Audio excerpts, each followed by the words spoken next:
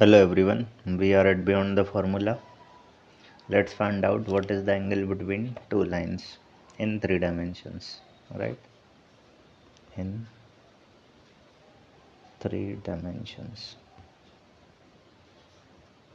Now you see, suppose I have this space and I have two lines. Suppose line 1 is like this, and line 2 is like this. This is line 1 and this is line 2, right? In three dimension space. Now how do we measure the angle between two lines that are far apart in space, right? These, as you can see from this side they are moving far, and from this side they are moving near, right? Or nearer. So how do we calculate the angle between these two lines, right? So nothing but the only important thing here is the important point to note is what? The direction. The important point to note here is direction, right? Not position. Main point, not position but direction. Correct?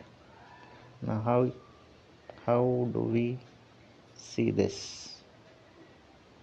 How do we see that the important point here is direction, not position, right? So we know that a line has infinite points, right? A line has infinite points, but only one direction.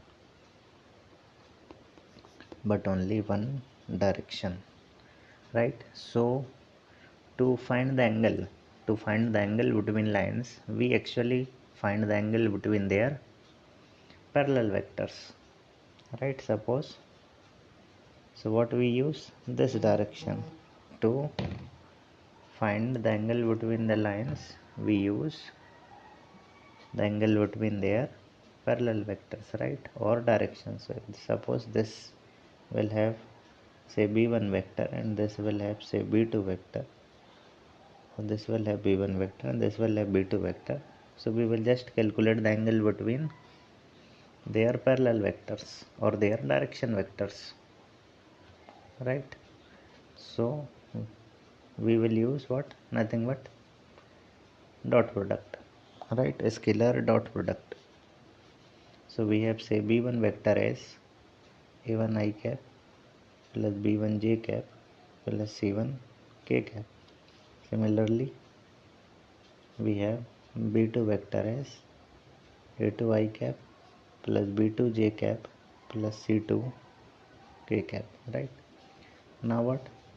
Now using dot product we have cos theta equals b1 vector dot b2 vector over b1 vector's magnitude times b2 vector's magnitude.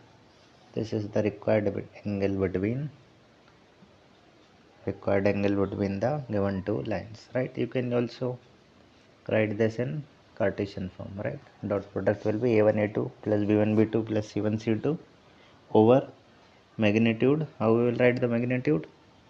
That is square root of a1 square plus b1 square plus c2 square times square root of a2 square plus b2 square plus c2 square, right?